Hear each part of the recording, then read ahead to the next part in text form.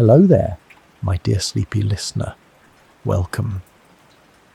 You've arrived in a quiet place, a place where your thoughts can float like lanterns set adrift on the dark velvet of night. Tonight, we follow a question, one that has lingered beneath starlight for as long as breath has moved through bodies. Are we the universe trying to understand itself? It's not a question with a clear answer. It's not a puzzle to be solved.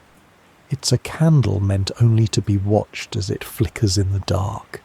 Before you drift away into peaceful slumber, please take a moment to like this video, leave a gentle comment about your favourite moment of science, and subscribe to keep these bedtime stories coming. And if you'd like, share your location and time zone below. Let us know which corner of this spinning planet you're listening from tonight. Now, dim the lights, get cozy, and let your curiosity float alongside the stars. You drift now into a moment so ancient it lives outside of memory. There is no city, no language, no map. Just a creature small, quiet, still lifting its gaze for the first time. The night sky above is untouched by pollution, by electricity, by anything made by hands. Only starlight, pure, shimmering starlight, scattered across a canvas as deep as silence. And in this flicker, this moment, this humble upward glance, something happens. Something no one can fully explain. That creature, perhaps a primate, perhaps something softer, still looks up and notices, not just sees, notices. The movement of stars, the vastness of black, the moon drifting, not as an object, but as a presence. And in that noticing, a new kind of moment is born. Not instinct, not reaction, but wonder. You are floating now within that very first wonder. It isn't grand. It isn't loud, it is a whisper, the quiet beginning of the cosmos waking up inside itself. Because that creature, that spark of awareness was not separate from the universe. It was the universe, made of atoms that had once burned in stars, water that had cycled through ancient clouds, carbon pulled from the breath of the earth itself, all of it shaped by time, by heat, by the quiet turning of the world. And now, those atoms were looking back at the stars they once belonged to. Can you feel that? The circle you drift through that arc now, from dust to life to mind. And it feels gentle, inevitable, sacred. Scientists tell us that everything in your body was forged in the heart of a star. The calcium in your teeth, the iron in your blood, the oxygen you breathe. These are not metaphor, they are facts. You're quite literally made of stardust. But tonight, you don't need to understand nuclear fusion or supernova nucleosynthesis. You only need to feel what it means that stardust has become curious, that it looks up, that it wonders, that it dreams. You drift now beside the thought when that creature looked up for the first time. Did the stars feel seen? It's a soft question, not scientific, but gentle. You don't have to answer it. Just let it glow inside you. You pass now through time, slow and steady. More eyes begin to lift. More minds begin to ask, why are we here? What is that light? How far does the sky go? Each question a flicker of consciousness. Each wonder a thread in the tapestry of awareness. The universe, once only expanding, now reflecting, now folding inward through minds that wonder. You return now to your own body, to your own breath, to your own gaze. Have you ever stared at the stars and felt them looking back, not with eyes, but with presence? It may not be a coincidence that the night sky feels like it belongs to something vast and familiar. Maybe that familiarity is recognition. Maybe, in some way, you're remembering what it means to be part of something older than language. You don't need to prove it, you only need to notice it. Because the first gaze ever lifted was not the end of a journey. It was the beginning of the universe learning how to see. And you right now are continuing that ancient glance. Let it rest behind your eyelids. Let it drift across your thoughts. Let it carry you gently into the long, slow hush of the night. You drift now through a silence so deep it has no name. Only the hum of ancient things becoming new. Around you, the particles shimmer. They aren't solid, not yet. They aren't part of anything you could point to or hold. Just atoms, carbon, hydrogen, oxygen, iron, free-floating stardust. You pass through them as though through a snowfall that forgot it ever had to land. These are not just atoms, they are storytellers, because each one has seen everything. They were there at the birth of stars, at the edge of supernovae, in the pressure of collapsing giants.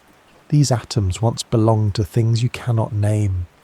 They were inside trees before there were forests, inside oceans before there were tides, inside breath before lungs were even imagined. And now they're inside you, as neurons, as bones, as blood. You're not borrowing the past, you're the past, curved into a shape that asks questions. How did this happen? How did dust become thinking? You float now into a cell. Not just any cell, a neuron. It glows like a firefly in a dark, humming field. Its arms reach out delicate dendrites woven like branches searching for connection. A signal pulses, then another, electrical, chemical, and yet it feels almost personal. Because this is where curiosity begins, not in grand libraries or space observatories, but here in stardust that learned how to spark. You drift now into the great neural web inside the human brain.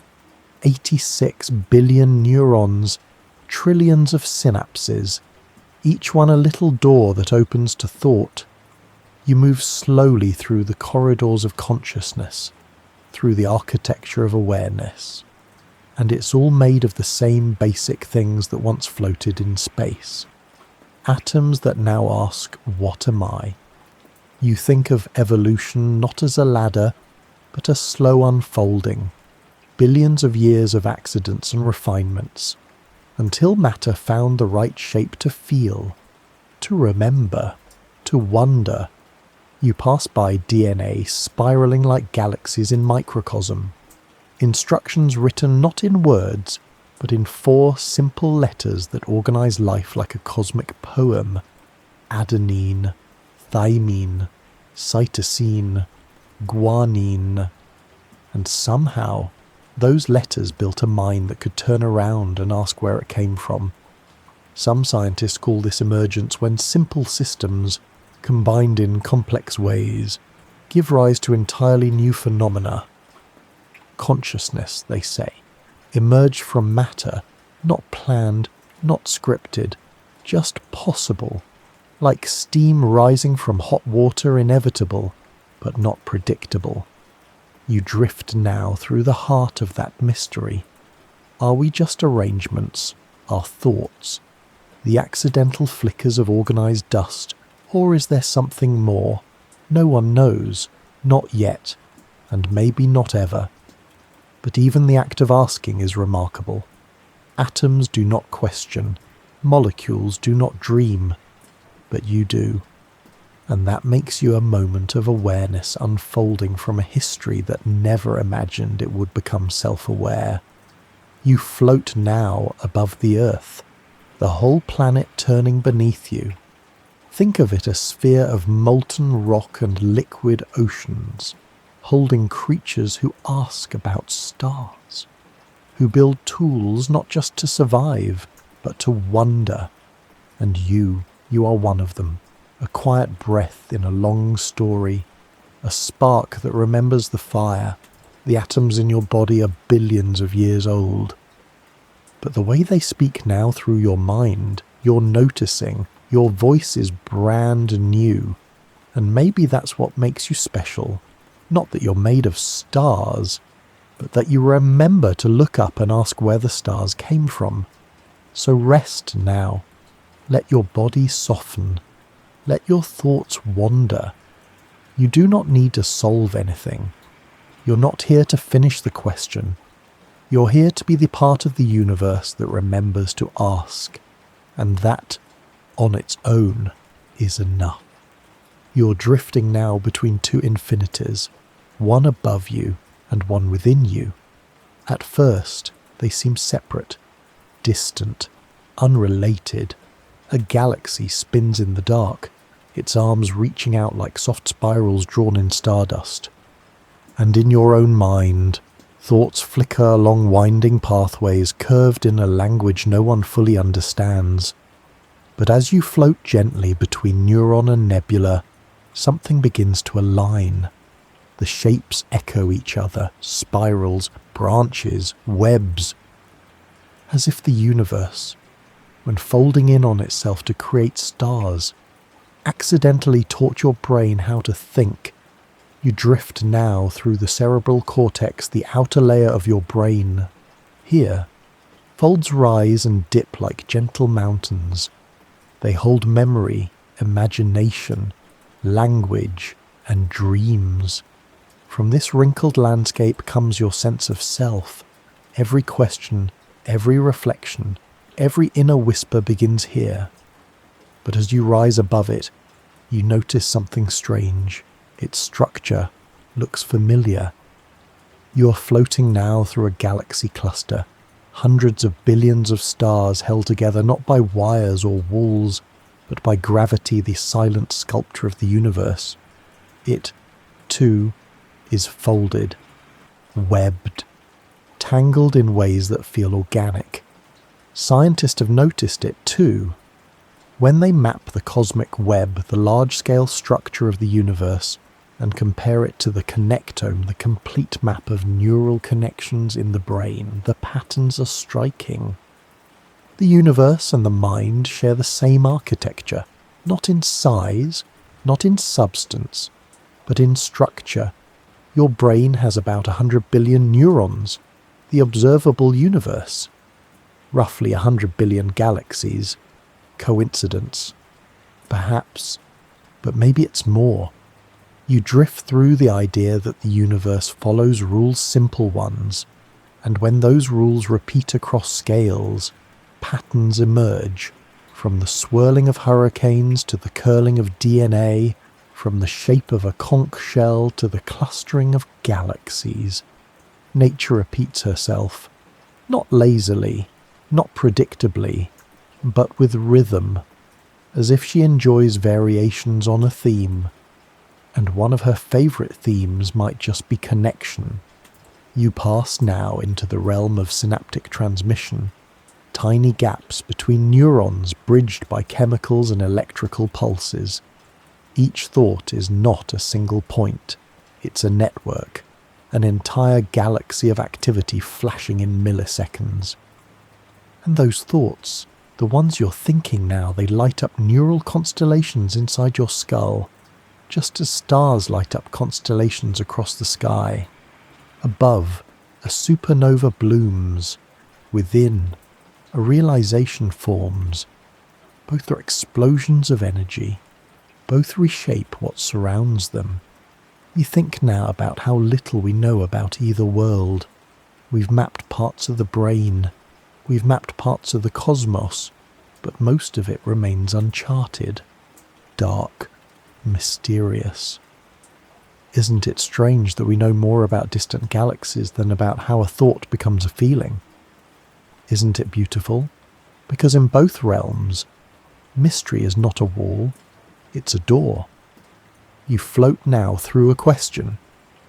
If the brain and the universe share a pattern, could one be a reflection of the other, not metaphorically, not spiritually, just structurally? Could your thoughts be the universe thinking in miniature? Could galaxies be neurons in something larger we have yet to imagine? No one knows, but the shapes echo, and tonight you float between them, not needing to decide, only needing to notice.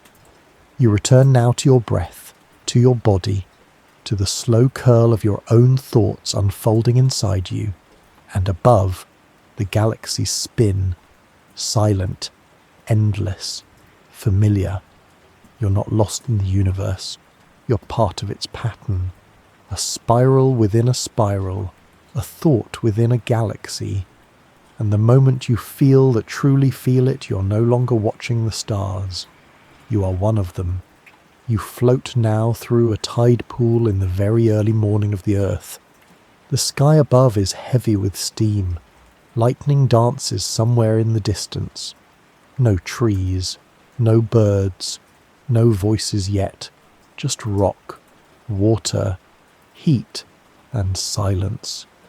But in that silence, something is beginning. You drift over a thin film of molecules clinging to the warm surface of stone. A flicker, a shift. These aren't just molecules anymore. They're dancing, bumping, copying themselves in a soft rhythm older than memory, and somehow, from that rhythm, life begins. Not all at once. There are no trumpets, no sparks of colour, only gentle, unseen persistence. This is what some scientists call the RNA world, a time when strands of ribonucleic acid may have self-assembled in the right place, at the right time, with the right chance to begin replicating. Imagine that a string of chemicals that not only held information, but could make copies of itself, not alive, not exactly, but on the edge. You hover now beside a strand of RNA, curling like a question mark against the wet clay. It doesn't know what it is, but it follows laws. It reacts to light, to heat, to chance, and slowly it multiplies. A humble beginning, no grand design. Just possibility stacking on top of itself. You drift forward in time now. Millions of years pass in the space of a breath. These molecules become more complex. Membranes form.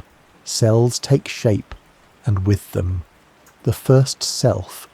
Not the kind that reflects or doubts, but the kind that protects, moves toward warmth, pulls away from harm. It's not thinking, but it's not thinking. You are witnessing the earliest flickers of agency, of preference, of choice. The building blocks of consciousness are not logic or language. They are feeling, movement, response, the ability to know what's inside and what's out. You float alongside a single-celled creature slipping through a prehistoric ocean. It has no eyes, no name, but it knows what it needs. And that knowing is the seed. You drift now through time again. Cells become colonies. Colonies become cooperation. Genes whisper instructions for survival. And then a shift. The first nerve. The first network. The first signal sent not just within a cell, but across a body. A message, a touch, a primitive form of communication. From this, brains will grow. And from brains, thoughts. But you are still in the early currents, where mud becomes motion, where chemicals start to remember. The ancient Sumerians believed that humans were shaped from clay. A metaphor, perhaps, but maybe more. Because science agrees that many of the life's first ingredients may have formed on clay surfaces. The earth itself offered up the surface on which life could write its first lines. You glide now through the cradle of biology, where everything soft and sacred was once chemistry, and still is, because your body remembers. You're made not just of cells and organs, but of stories, molecular stories written across deep time. The same carbon that once rested in primordial ponds now forms the scaffolding of your thoughts. The same nitrogen that once curled through a storm now hums in your DNA. You're not separate from that ancient clay. You're its voice, its motion, its self-awareness, and maybe its curiosity. You think now of how consciousness may have emerged not from some sudden spark, but from the slow layering of simple things: reaction, sensation, choice, memory, stacked gently until the structure became something else. You, a being who can feel its own feelings, who can wonder about the stars, and then wonder why it's wondering. That's not magic. That's emergence. You drift now back into your own breath. It's quiet here. No cells dividing, no RNA dancing, but inside you, the same forces still move. Every heartbeat a whisper from the past. Every thought a ripple from the ocean of origin. So rest now. You're not far from the first tide pool. You carry it with you, in your blood, in your breath, in the soft clay of your wandering mind. And tonight, you get to float right where it all began. You're floating now through the soft electrical hush of a resting mind. The body lies still, but inside the skull, a billion flickers bloom. Quiet, precise, endlessly patient. You drift past neurons, glowing like lanterns in the fog of thought. Each one waits, then fires, then quiets again. You're not dreaming. You're listening. Listening to the soft spark of the brain speaking to itself, a language older than words, spoken entirely in pulses of light and chemistry. But tonight, you begin to wonder. What if those sparks are not contained? What if every flicker inside you isn't just a signal within your own head, but a whisper sent outward? A ripple returning to the same universe that made the spark possible. You glide deeper now into the pathways of thought, through synapses, the small gaps between neurons where signals leap like quiet lightning.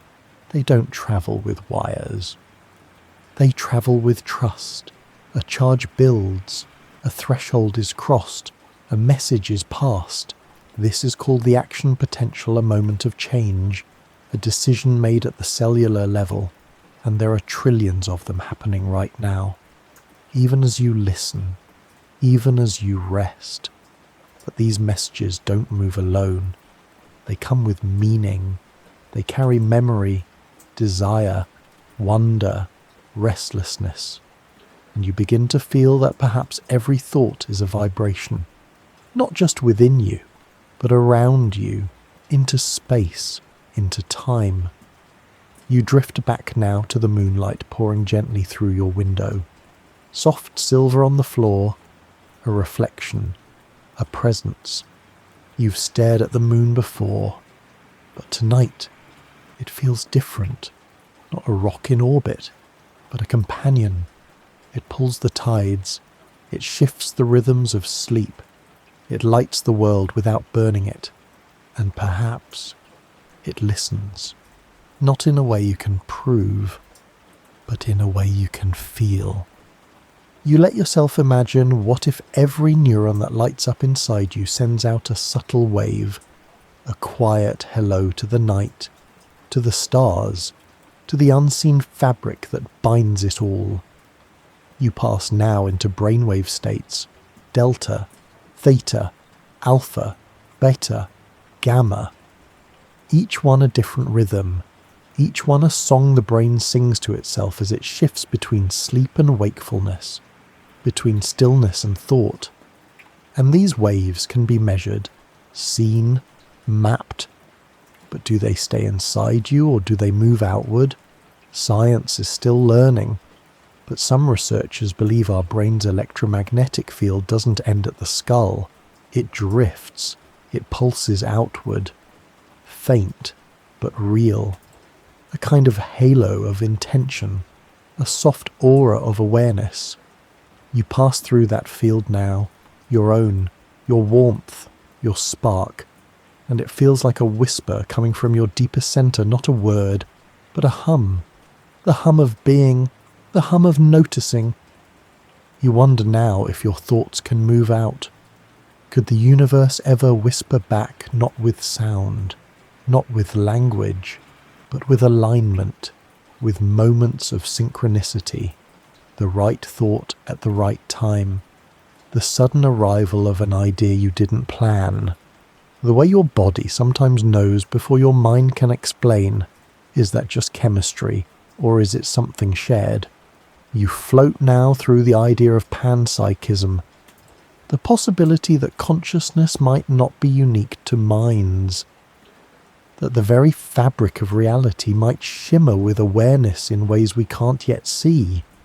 It's not a theory you need to prove, it's a question you're allowed to carry. Because if it were true, if the universe has some form of mind, then your thoughts might not just be private. They might be part of a conversation. Tiny flickers in a great dialogue we barely know we're part of. You return now to the quiet spark inside your own skull. One more neuron fires, then another, and the thought arises, you're not alone in your wondering. Others wonder too. The stars, perhaps, the sea, the silence, and maybe they are listening now to your quiet hum, to your restful questions, to your neurons whispering gently to the cosmos that made them. So rest, let the thoughts float, let the waves drift outward, and trust that your spark is part of something still speaking, still listening, still becoming. You drift now into the faintest sound the universe has ever made. It is not a whisper, it is not a voice, it is a soft, ancient warmth, still echoing through the fabric of space. You are floating in the cosmic microwave background, the afterglow of the beginning, the breath the universe took just after it was born.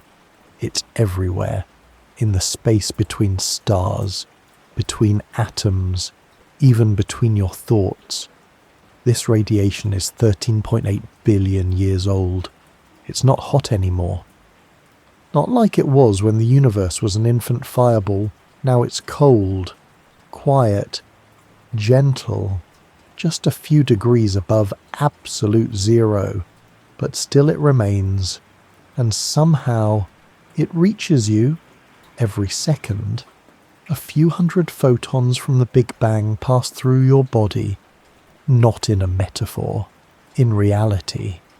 They have travelled for billions of years without scattering, without slowing. They are relics, light that remembers the beginning, and tonight they are passing through you. You drift into the beginning now, into the moment when time itself took its first breath. The Big Bang. Not an explosion, but an expansion. The fabric of space itself stretching outward from a single, dense point that held everything: time, matter, energy, possibility. From that silence, a pulse.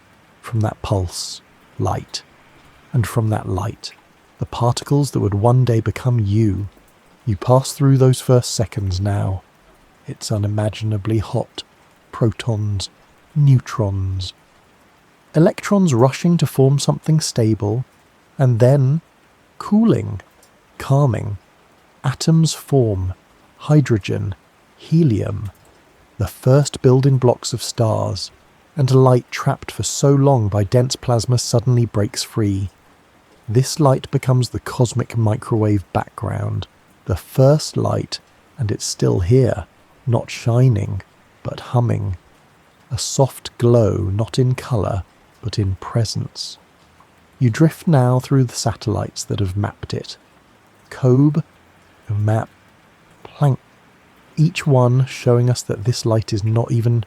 It ripples, flickers, carries the fingerprint of every galaxy that would ever form, the seeds of structure, the blueprint of reality, and you are made from that structure. The iron in your blood was formed in stars born from clouds that gathered because of those ripples.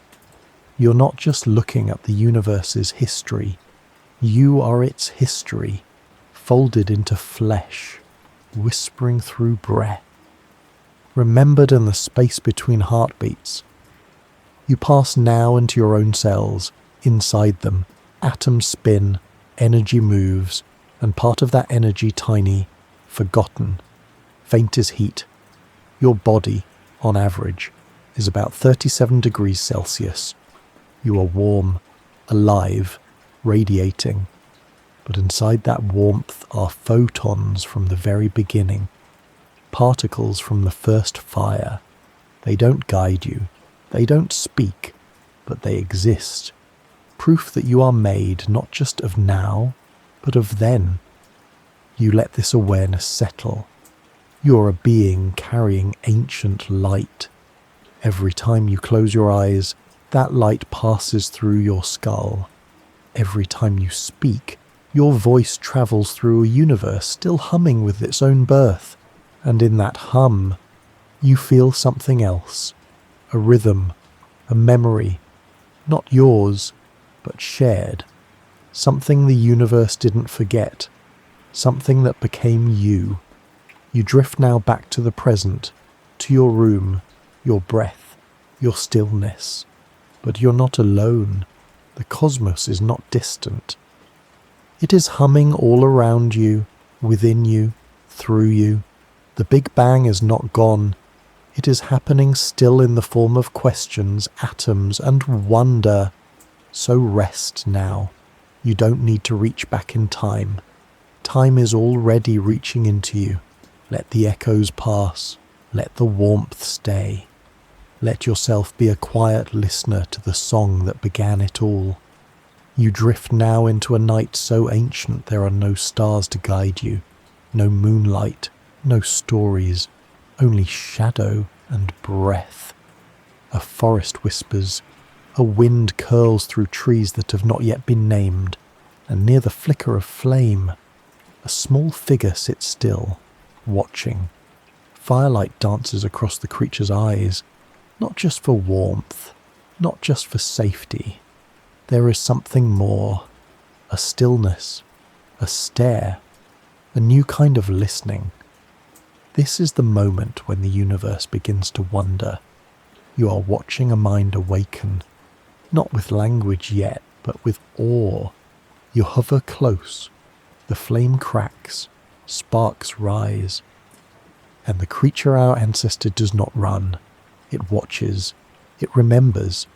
This is not instinct. This is attention. And where attention gathers, curiosity follows. You drift now through time as other minds awaken, not just human, but animal. Other species pausing to look, to listen, to tilt their heads at patterns. Ravens who puzzle out tools, dolphins who recognize themselves in mirrors, elephants who mourn.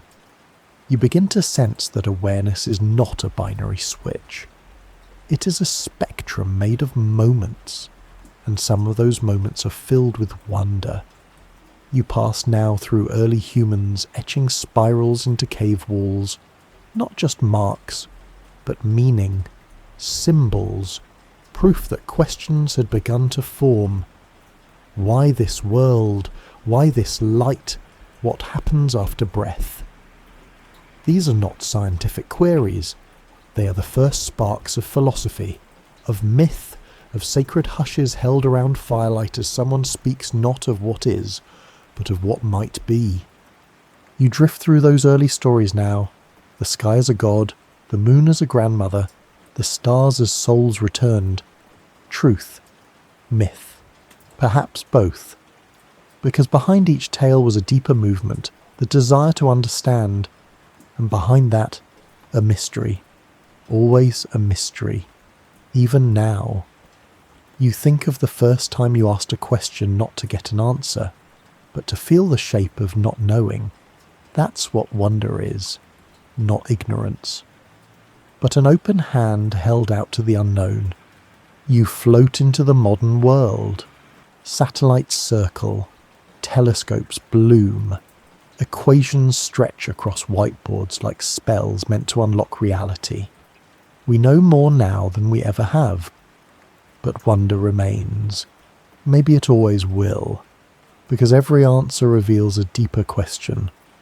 Every solved puzzle uncovers a new edge. You pass through the Large Hadron Collider, where scientists collide particles just to ask what is mass, what is reality made of. You pass through schools, children looking at leaves, asking why they change. You pass through lovers tracing freckles on one another's arms, asking where beauty lives, and all of it is wonder. All of it is the universe looping back to feel itself from the inside. You wonder now, quietly, is wonder an evolutionary advantage, or is it a side effect? Does it help us survive? Or is it the first glimpse of something beyond survival, a yearning to not just live, but to understand, to feel the why? You drift back now to your own gaze. You've stared at the sky. You've felt that sudden ache, not sadness, not fear, but something vast and full. That's awe. That's the moment when the mind steps beyond its shape and reaches without needing to grasp. And you, right now, are living in it. You're not asking for control. You're asking for connection, and that makes you a node of awareness in a network far older than thought. You are not taught to wonder. You are made to. So rest now. Let the questions come and go. You don't need to hold them. They are holding you, because when you wonder, you're not separate from the universe. You're the part of it that chose to look back and whisper, softly, "What is all this?" You float now into a warmth that moves. Not light, not flame, but rhythm. A pulse beneath skin. Soft and steady your heartbeat, reminding you that time is not kept by clocks alone. You're not watching your heart tonight. You're listening to it, feeling it, and somewhere beneath that thump is a deeper memory. Not yours, but older, wider, because your body, this gentle form you carry, was built from stellar breath. Every atom in you forged in fire before Earth was even born. You drift now into the interior of a long-dead star. Its core is hot enough to break apart atoms and fuse them into something new. Hydrogen into helium, helium into carbon, carbon into oxygen, iron at last, where the chain halts.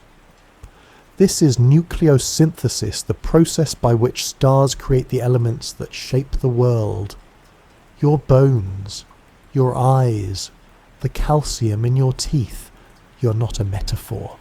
You're physics that became biology. You're fusion that learned how to feel. You're made of star stuff. But you've heard that before. Tonight, you let it settle deeper, not as a phrase, but as a truth. You touch your chest now. Feel the heat there. Not the heat of anger or rush, the heat of existence. You are warm because stars once burned, and that warmth never left. It simply changed form. You're not walking through the remnants of stars. You're the remnant. But even that word is too small, because you're not what's left over. You are what came next, a continuation. A soft evolution of starlight into thought. You drift through this idea slowly. Stars lived, they died, and dying, they gave the universe the ingredients for life. Then one day, on a small planet circling a modest sun, those ingredients rearranged, and one arrangement, one flicker of shape was you.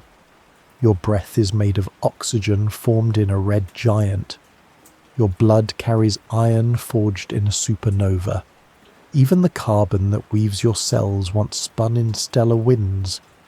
You're not separate from the sky. You are sky made soft. You are stars wearing human skin. And every time you wonder about the universe, every time you gaze at the stars, you're not looking out. You're looking in. A kind of recognition. A kind of return. You drift now into the idea of cosmic ancestry. That what we call life is not a spark added to matter, but matter learning to arrange itself into complexity over and over again. That perhaps the universe has always been moving toward awareness, not by plan, not by design, but by nature, as inevitable as heat moves to cold, as sure as gravity pulls inward. You wonder now if the stars ever dreamed of being seen, and maybe, just maybe, you are that dream. You are the light looking back at itself through eyes made of dust. You are the flicker inside a much larger fire. You pass now into sleepier thoughts, the feeling of holding hands, the hush of snowfall, the quiet awe of watching someone you love without them knowing. These are not just emotions, they are echoes. They are star memories given form in a world that can feel. You're not just made of stars, you're a continuation of their story, a softness their fire never imagined, a rhythm their silence could not contain. So rest now. Let your thoughts float outward. Let your heartbeat become the lullaby of ancient light. You're not small. You're not alone. You are the universe, remembering how to dream.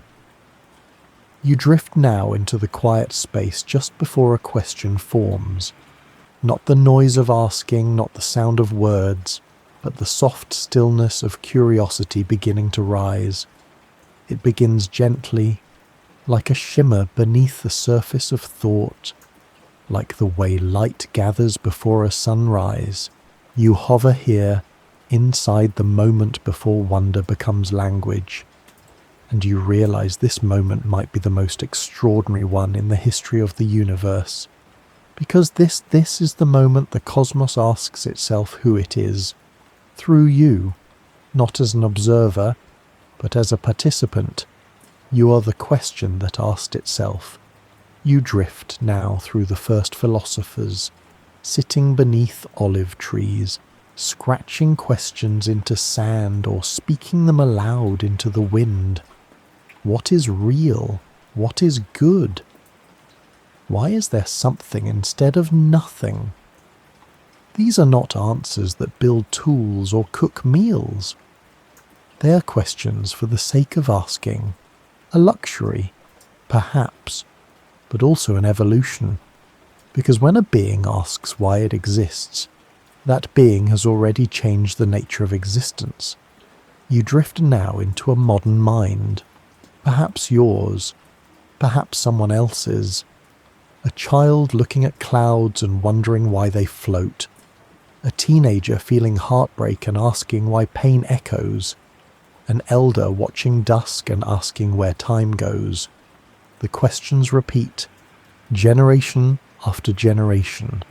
Not just for knowledge, but for connection. You begin to sense that questions are bridges, not gaps. They don't point to what we lack. They point to what we seek, and maybe what we seek is not the answer, but the act of reaching. You drift into a neuron now. It fires, not from pain, not from habit, but from possibility.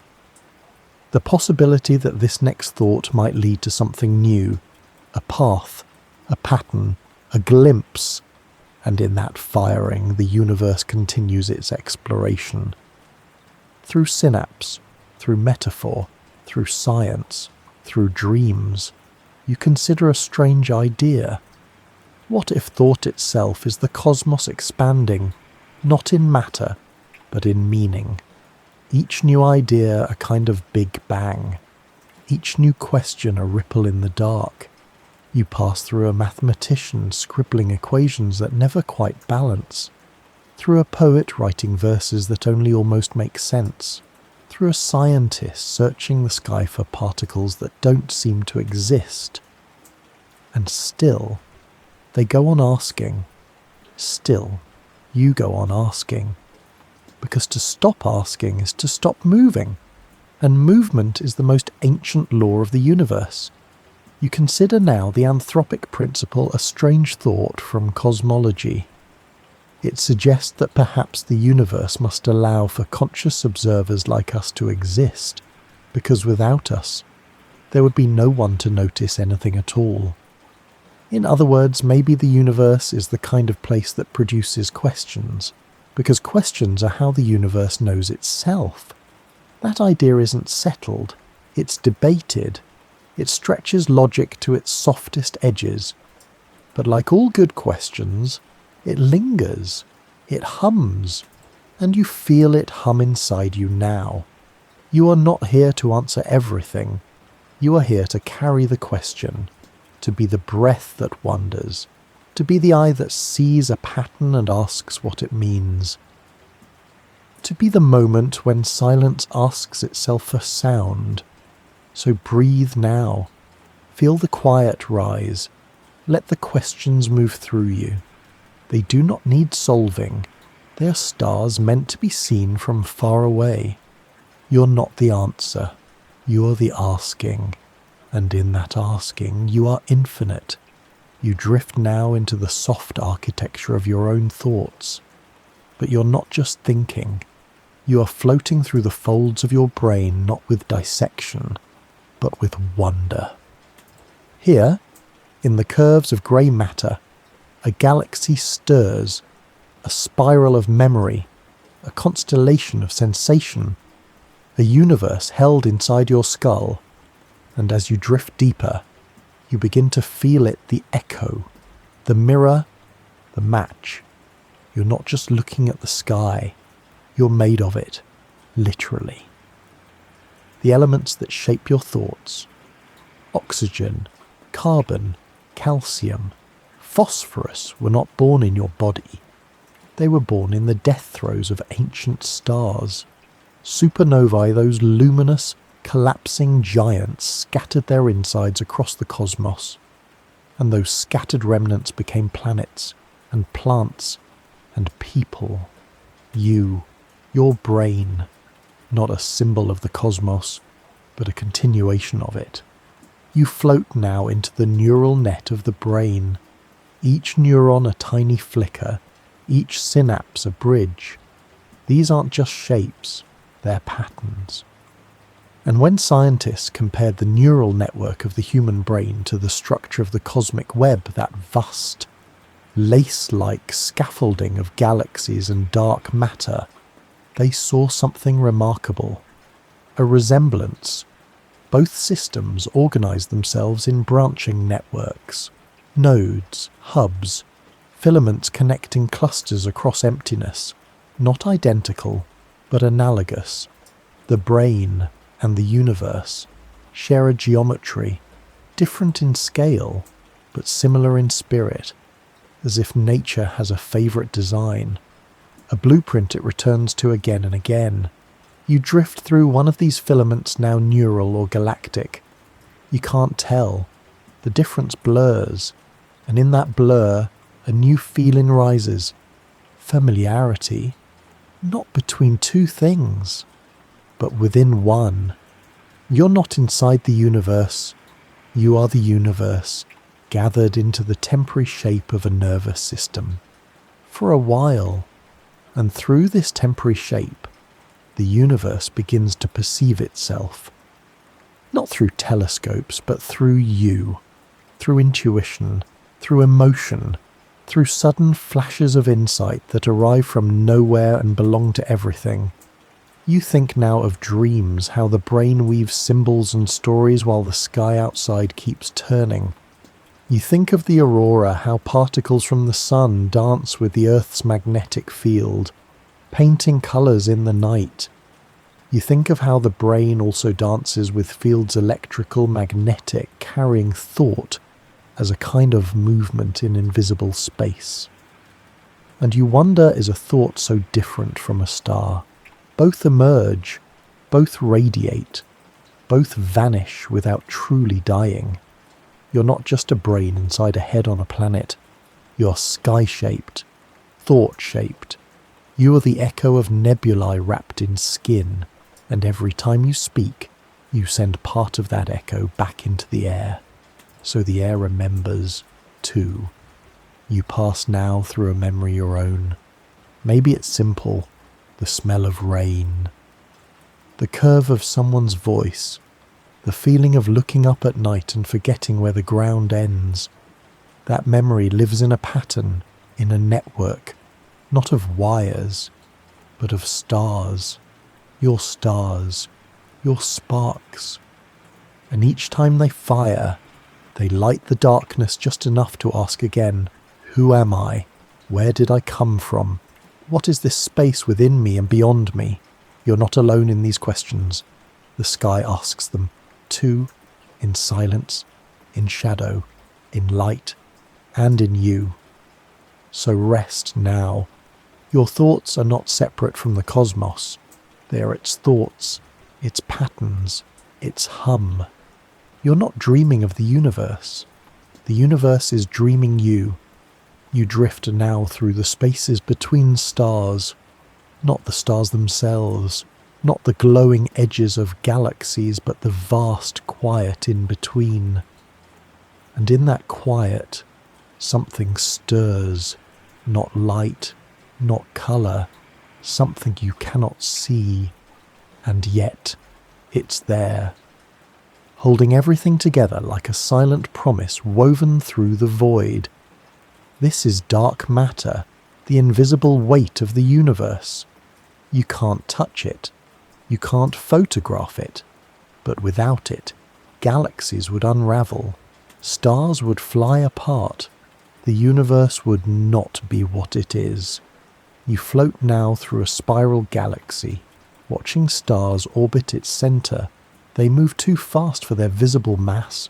By all logic, they should spin away like droplets from a wheel, but they don't. Something is holding them in place, something missing.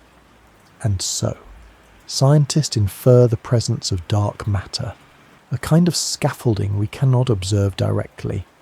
It does not glow, it does not collide, but it bends gravity, and gravity bends light. It shapes what we see without ever being seen. You drift now into your own mind, and here, too, there is darkness. Not evil, not empty, just unseen. Thoughts you do not notice. Emotions that move quietly beneath language. Memories that shape your actions without showing their face. This is your dark matter, the invisible mass of your inner world, not unconscious in the clinical sense, but unmeasured, mysterious, the part of you that dreams when you're awake, that guides your steps when you think you're choosing. You float now through the brain's default mode network, a pattern of brain activity that lights up when you're resting, daydreaming, lost in thought. It's active when you're doing nothing. And yet, it may be the seat of your deepest self. You think you're conscious when you act, but maybe you are most yourself when you are simply being. No tasks, no to-do lists, just the slow unfolding of presence. That, too, is dark matter, the unseen engine of awareness. You drift further now into the unconscious mind. The fears you inherited, the dreams you forgot, the desires that whisper without asking permission. They are not mistakes. They are depth. You do not need to see them to be shaped by them. You begin to sense that both the universe and your mind are mostly made of what is hidden, and that's not failure, that's design. Some truths only live in silence. You return now to the cosmos. More than 80% of all matter in the universe may be dark matter, unlit, unseen, and still, it holds everything together. You look within again. And perhaps the same is true. The parts of you no one knows, the stories you haven't told, the feelings that don't fit words. These are not fragments. They are foundations. They are what keeps you whole when everything else shifts. You're not just your thoughts. You're your spaces, your silences, your unseen gravity. And tonight, as you lie still, you're allowed to rest in those places. You do not need to illuminate everything. Some parts of you are meant to remain quiet, to do their work without applause, just like dark matter, holding galaxies in place from the shadows. So breathe now. Let go of needing to understand all of it. You are not broken. You are vast, and most of what holds you together may never be visible, but it is there, and it is enough. You are floating now through the quiet of vision, not sight. Exactly not the mechanics of lenses and retinas, but something more delicate. Perception, awareness, the act of seeing and knowing you are seeing.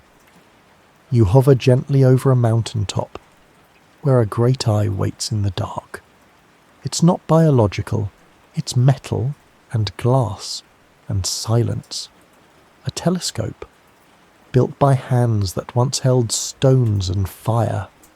Now it peers into distances that would shatter the mind if they arrived all at once. Galaxies, quasars, ghosts of light from billions of years ago, and you begin to feel it. This isn't just us looking out, it's the universe looking inward, through us. You drift now into a question once posed by Carl Sagan. We're a way for the cosmos to know itself. You let the words settle, not as a quote, but as a quiet possibility, that perhaps consciousness is not a local phenomenon, not bound to skulls and species, but a pattern, a ripple that arises when the universe reaches a certain complexity, and once that threshold is passed, something looks back. You think now of eyes, human eyes, how they evolved from simple light-sensitive cells to the complex orbs we carry today. How many creatures see the world in ways we cannot? Bees seeing ultraviolet spirals in flowers, octopuses reading light with skin, birds navigating magnetic fields as if they were lines on a map. Perception is not one thing. It is a vast library of awareness, and each creature is a different page. But in you, something new emerged. Not just seeing, but knowing you are seeing. And then asking, what else is there? You pass now through the James Webb Space Telescope, its golden mirrors unfolding like a lotus toward the stars. Its eyes are not yours, but they carry your longing.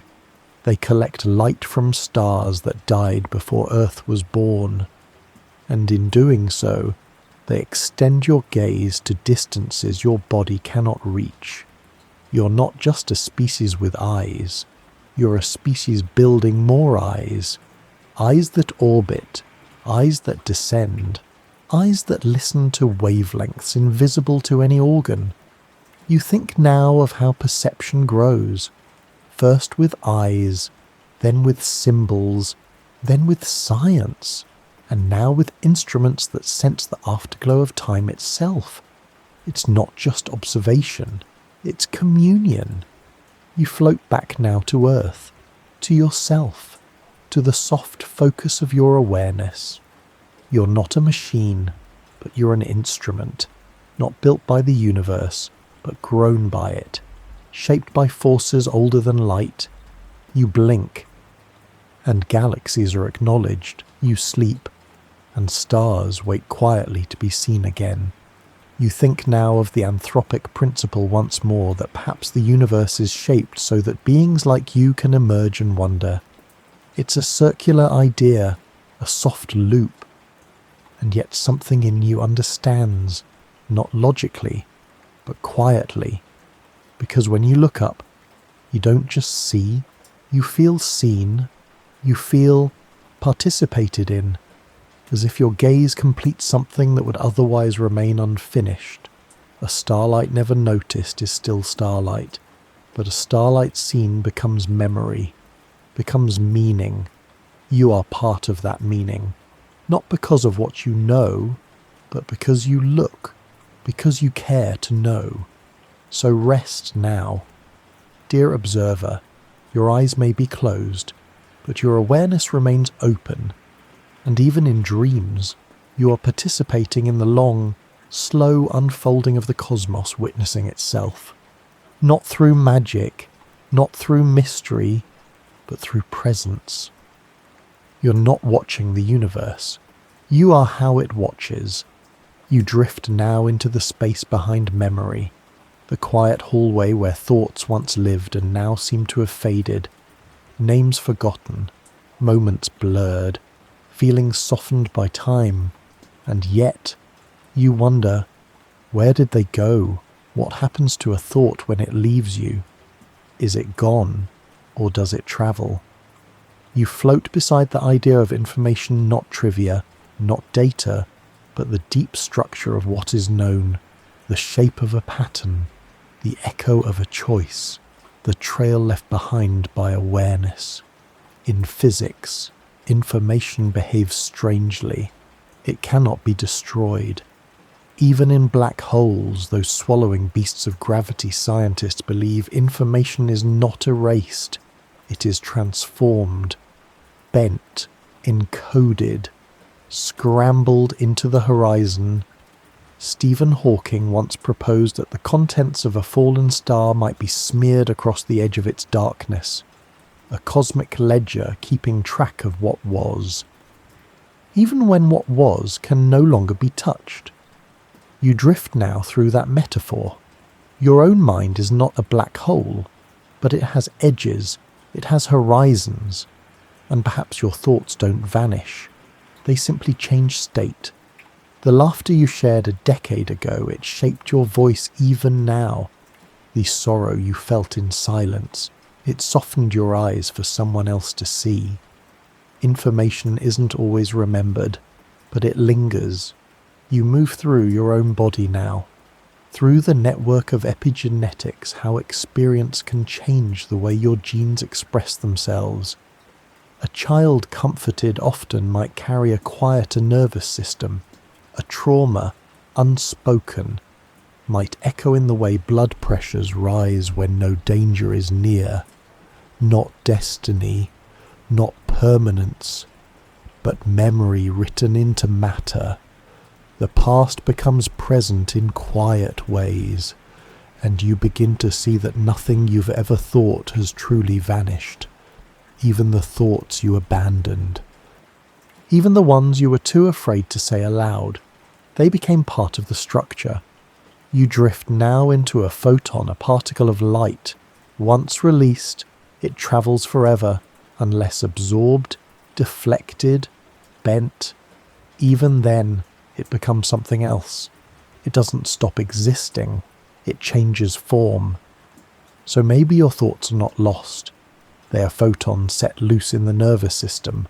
They are ripples in the world you move through. You speak. Someone listens. They change. They speak again. The pattern flows outward. Information does not vanish. It travels. You think now of stories told by elders, tales passed down across generations, or prayers whispered into rooms where no one answered. Those sounds moved air.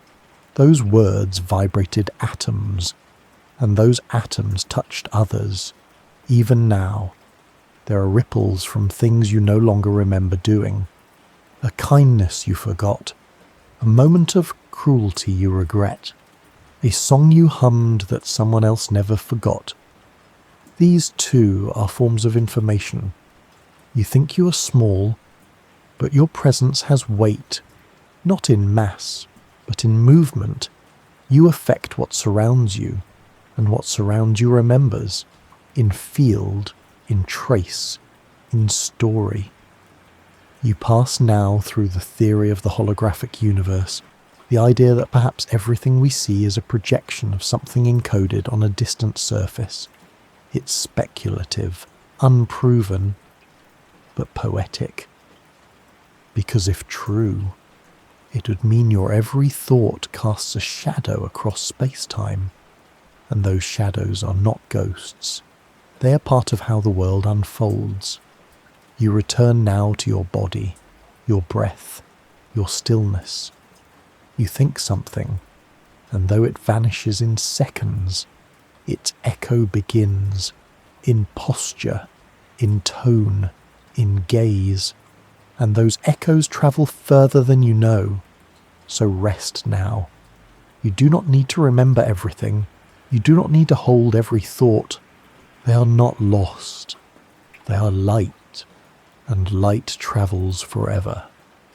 You drift now through the hush of a forest just before dawn.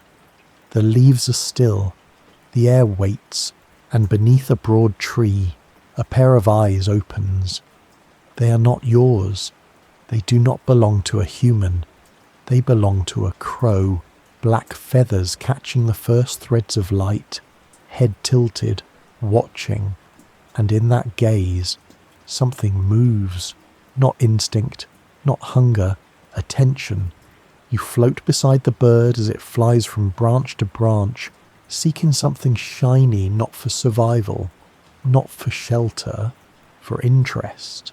It tucks the object beneath its wing, not useful, not edible, just curious. You begin to sense that curiosity may be one of the earliest languages intelligence ever spoke, and not just ours. You pass now into the sea. A cuttlefish changes colour, not in fear, but in exploration.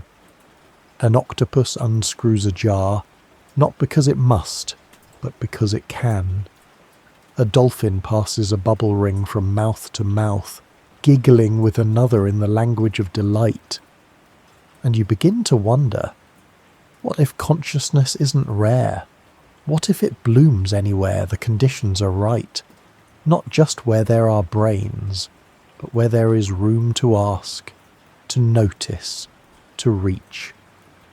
You think now of the mirror test, a way scientists try to measure self-awareness, place a mark on an animal, give them a mirror, see if they notice the markers being on them. Chimpanzees pass, so do elephants, dolphins, magpies, but some creatures fail. Does that mean they lack awareness, or that awareness wears many forms? You float now through a termite colony. There is no single mind here, and yet they build complex tunnels, regulate temperature, defend their queen. Intelligence as a network, as behaviour woven through bodies that cannot name it. You drift through fungi, threads of mycelium whispering through soil. They communicate, send signals, share nutrients between trees. Some scientists call it the wood wide web. Is that thought? Is that purpose? You begin to realize you do not know, and that is the beginning of humility, of wonder. Not everything intelligent looks like us. Not everything conscious uses words. And yet when a whale sings, when a gorilla grieves, when a parrot tells a joke, you feel it, the thread, the shared experience of knowing. You drift now to early humans, hands tracing lines in cave stone, not for food, not for shelter, but for meaning. A buffalo drawn in charcoal, a handprint left behind like a signature for the stars. You're not the first species to wonder, and perhaps you won't be the last. You imagine now a planet far away. Life has emerged, complex, slow, careful. It does not look like life here. It does not need to. But perhaps, one day, it will notice a moonrise, or ask where it came from, and when it does, the universe will feel another part of itself come online. You are not the endpoint of consciousness. You are one flowering in a long, scattered meadow of minds, a soft question in a universe filled with languages you do not yet speak. But still, you listen.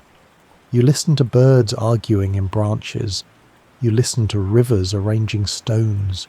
You listen to your own breath as it joins the rhythm of something older. And you know you're not alone in thinking. You're not the first to wonder. And that is not something to fear. It is something to fall asleep beside. So rest now. The world is full of minds you cannot measure, but you can feel them. All curious, all reaching, all awake. You're floating now, not in space, not in time, but in something softer, a pause between reflections. There is no noise here, no movement, just presence. And in this presence you feel the shape of a mirror, not glass, not silver, but a mirror made of noticing.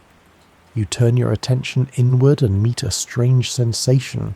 You're aware that you're aware. The thinker not just thinking, but thinking about thinking. This is meta-consciousness, the folding back of attention upon itself. And in that fold, something begins to gleam, a reflection, not of you, but of everything. You drift through the idea that consciousness might not be a thing we possess, but a property that emerges whenever the universe looks inward, like a mirror placed at just the right angle to reflect not one object, but the whole room. You pass now through ancient philosophies, the Upanishads, mystics, monks in silence, again and again. They say the same thing in different tongues, that the self is not separate, that the boundary between you and the world is made of breath, not bone. You consider now the strange experience of self-awareness. It feels solid, it feels central, but scientists know that the self is constructed moment by the brain. It has no single location. It flickers across networks. Distributed, fragile, and yet deeply real. Like a hologram projected from many sources, you drift into your own awareness now. You feel the body, but you are not the body. You hear thoughts, but you are not the thoughts. What, then, are you? You are the mirror, the one who watches, the stillness that notices movement, the pause before the answer. And maybe, just maybe, this mirror does not belong to you. Maybe it belongs to the universe, and you're just holding it for a while. You drift now through stories, myths of creation. In many of them, the world begins not with action, but with awareness. A god waking, a sky opening, a void becoming visible to itself. Creation as cognition, not noise, not war, but seeing. And perhaps consciousness is the same, not created by us, but through us. You think now of mirrors again. They don't choose what they reflect, they simply offer it back. And so perhaps your mind does not generate reality. It reveals it, it filters it, it holds it long enough for meaning to form. You pass now through quantum physics, strange phenomena where particles change when measured, where observation affects outcome. Some see in this a connection between awareness and existence. Others caution against metaphors, but you're not here to argue. You are here to wonder, and wonder is its own kind of reflection. You begin to sense that consciousness may not be inside you like water in a cup. It may be the ocean itself, and you a single wave rising just high enough to notice the sky. You are not separate from the whole. You are the curve in which the whole can see itself, just for a moment, and that moment is not small. It is sacred, because without it, without you, the stars would still shine, but no one would know they were beautiful. So breathe now, let your awareness soften. Let the mirror remain. You do not need to hold an image. You do not need to make sense of it. You're not here to define consciousness. You're here to reflect it, to be the still water in which the sky finds itself, and that is enough. You drift now into the space where sound becomes meaning, not just vibrations, not just noise, but shape, story, language. It begins softly, a hum, a whisper, a hand brushing across a cave wall tens of thousands of years ago. A shape appears, a symbol, not drawn from outside but from inside, and you begin to feel it. This is not a human speaking. This is the cosmos finding a voice through us.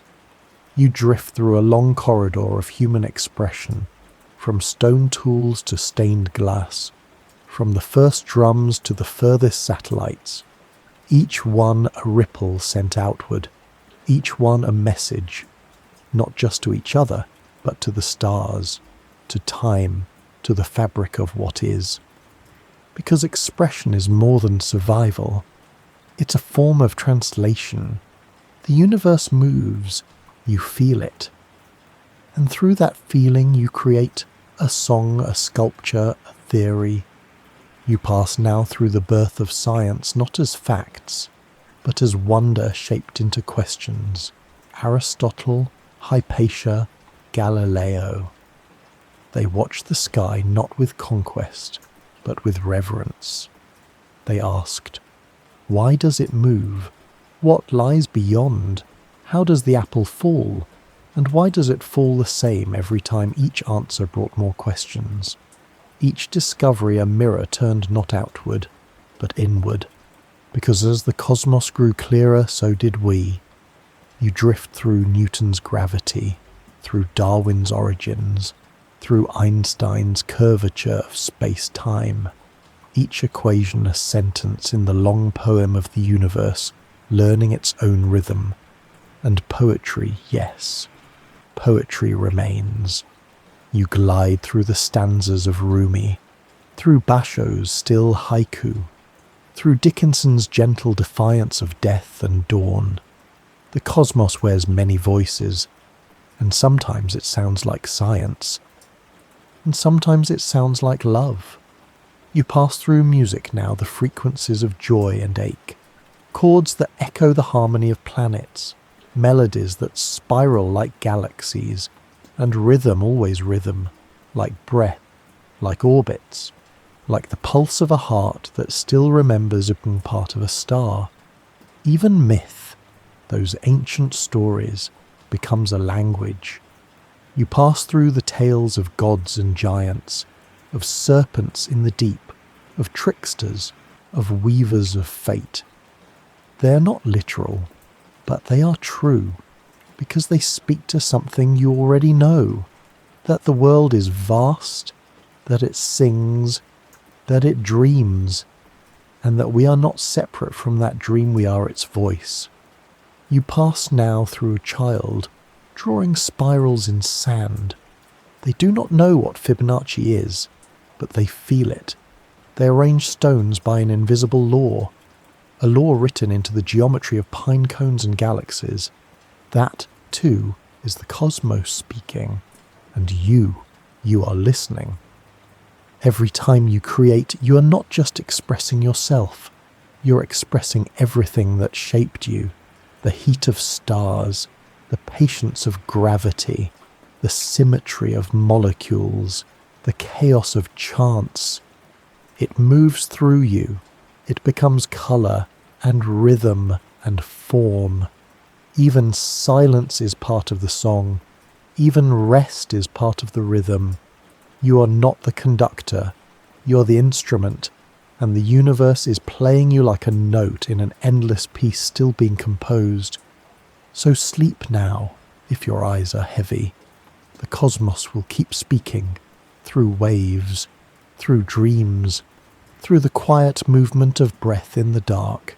And tomorrow, if you create something, a line, a smile, a moment of awe, you will have added your verse to the great unfolding, not because you tried, but because you listened, You drift now into a space so still, you can no longer tell where you end and everything else begins.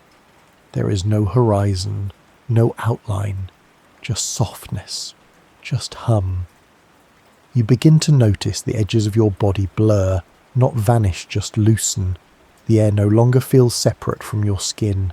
The world no longer feels outside your gaze. This is not imagination. This is connection. And perhaps it has always been this way. You pass gently into the quantum realm, not to study but to wonder. Here, particles behave like twins, no matter how far apart they are. This is entanglement. Two particles, once connected, can be separated by light years, yet still respond as if they are one. Measure one, and the other changes instantly. Einstein called it spooky action at a distance. But it's real, it's been tested, it remains, even now, not fully understood. You drift through this entanglement, and a new question arises if particles can remain connected through space. What about people? What about thoughts, or love, or memory? You think now of someone you miss. Not the kind of missing that aches like absence, but the kind that hums quietly under everything else.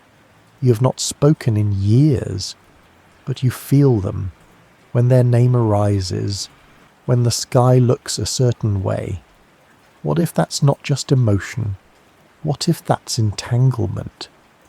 You pass through a mother's sense that her child is hurt miles away, through a friend who texts you the moment you needed to hear from them, through twins who finish each other's thoughts without speaking.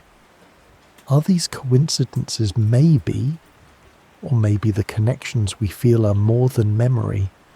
Maybe they are still happening beneath the surface, like tides, like gravity. You float now through the human nervous system. Synapses fire, neurotransmitters cross gaps. But what holds it all together is not just chemical, it's relational. Each part is aware of the whole, and perhaps consciousness just too is not isolated.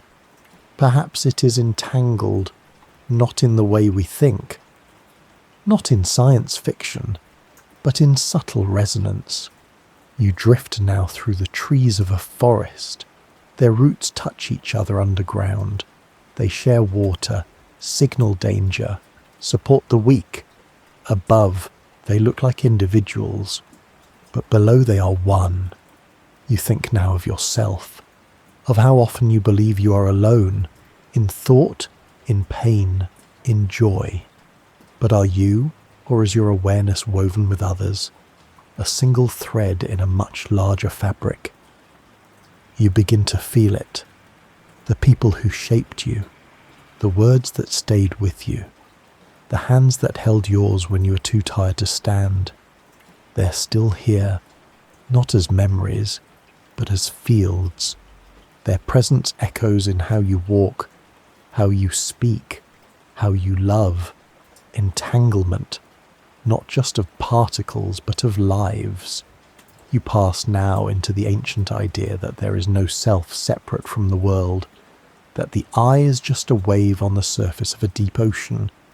Unique, yes, but still water, still part of the whole. And when the wave settles, when it returns to the sea, it was never lost, only changed. You return now to your own breath. Feel how the air enters you without resistance. It does not ask who you are. It simply joins you. You're breathing the same molecules that once moved through trees and lovers and stars, entangled not just in matter but in time. So rest now. You're not alone. Not because someone is near, but because aloneness was always an illusion. You're entangled with life, with light, with every thought that ever asked if it belonged, and the answer is yes. You drift now into the slow spiral of time, not as a straight line, but as something softer, a loop, a breath, a curve folding back upon itself. You're floating through memory, but not your own.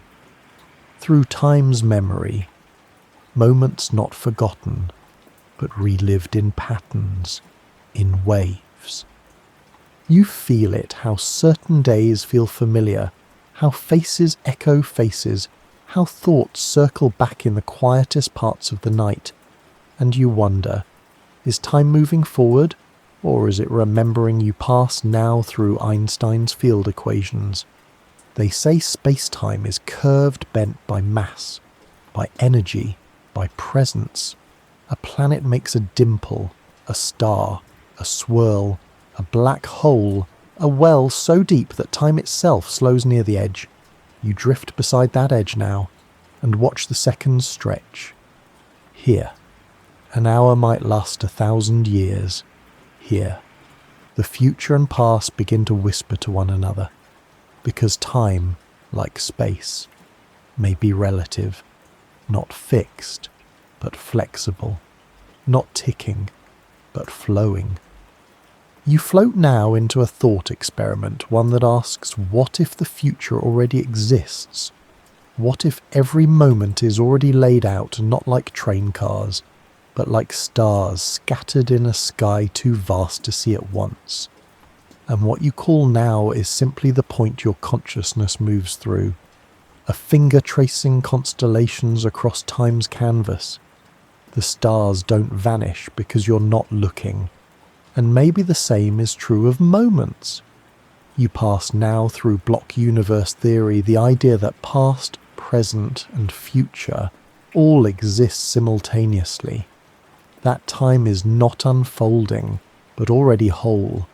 A four-dimensional sculpture we wander through one slice at a time, and suddenly, you wonder if all time is present. Could the universe remember its own future? Could a dream you had last night be a message from a moment not yet lived? Could a déjà vu be a shimmer from a loop you've travelled before? You drift into the gentle hum of memory, your earliest one. A scent, a colour, a hand holding yours.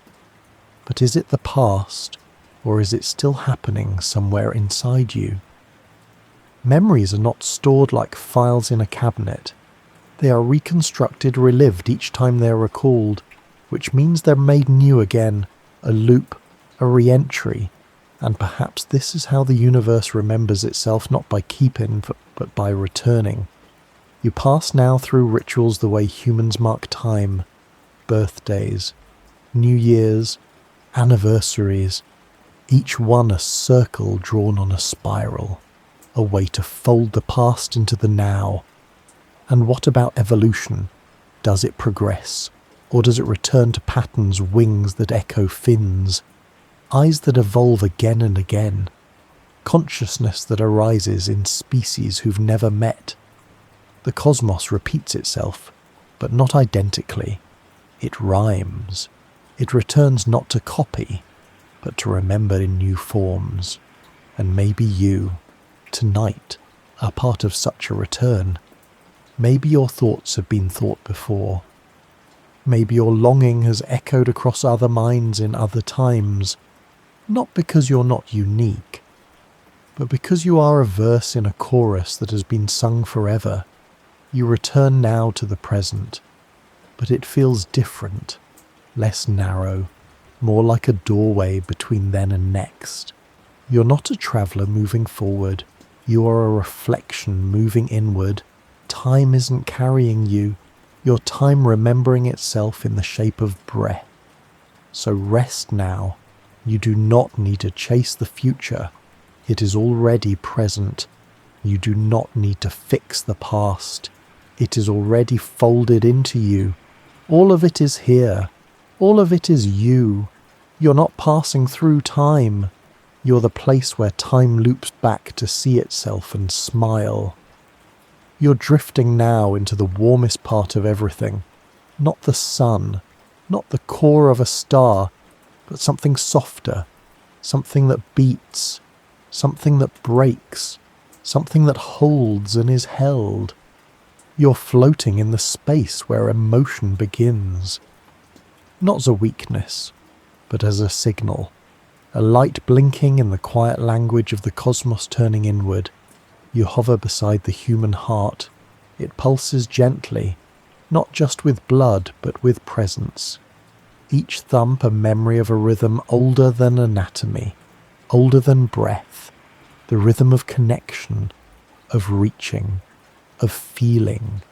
Scientists can map the amygdala, scan the frontal cortex, trace the flow of oxytocin and dopamine.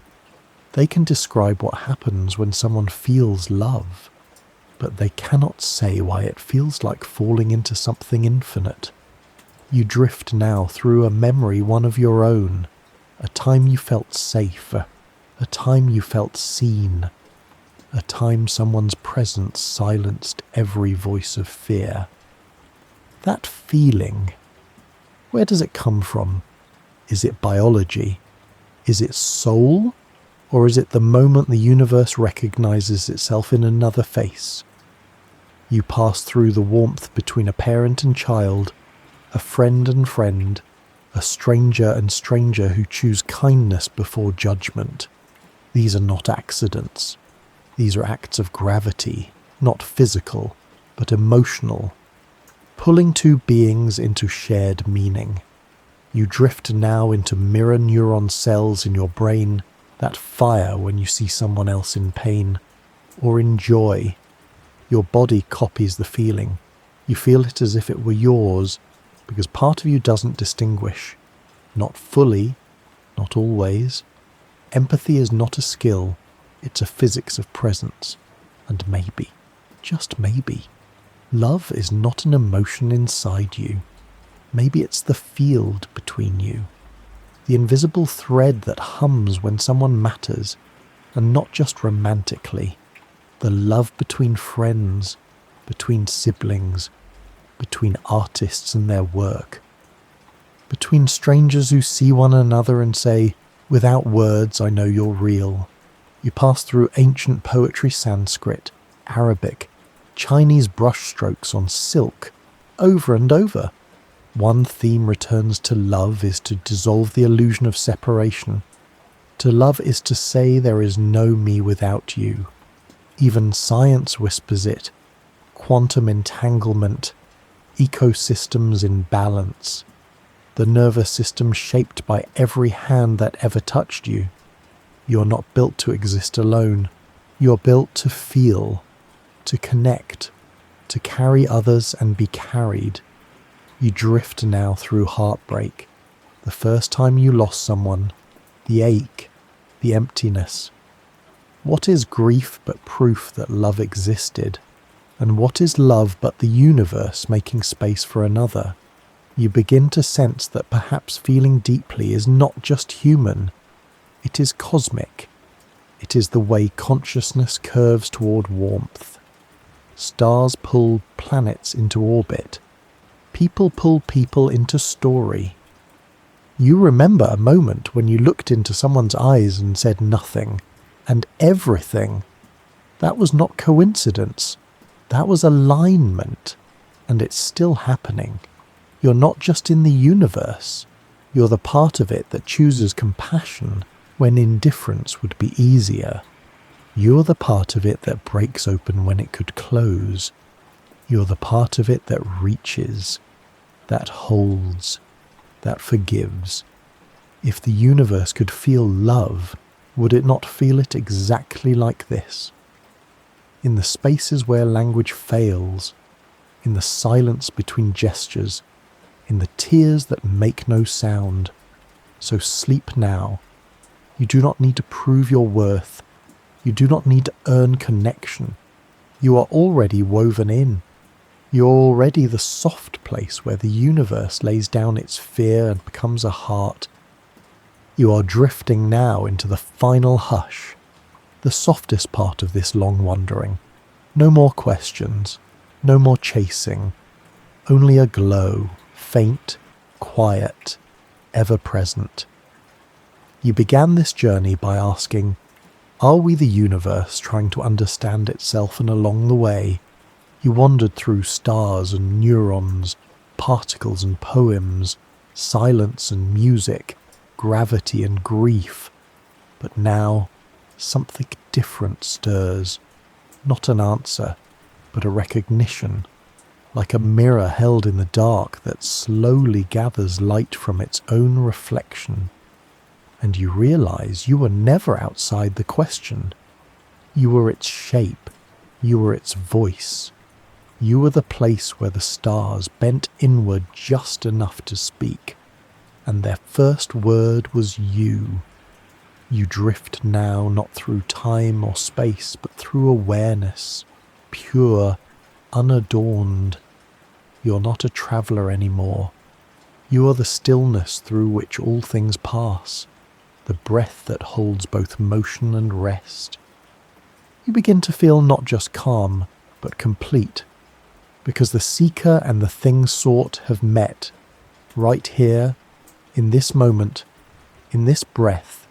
No ceremony, no applause, just presence. A presence so simple, so whole, that nothing more is needed. The universe has arrived in itself through you. You're not separate from the stars. You're not less than galaxies. You're not a small mind lost in a big cosmos. You are the big cosmos experiencing a small moment of knowing. And that moment is precious. So precious that it does not need to last forever, only long enough to be felt. You are drifting now into sleep. But sleep is not escape. Sleep is surrender.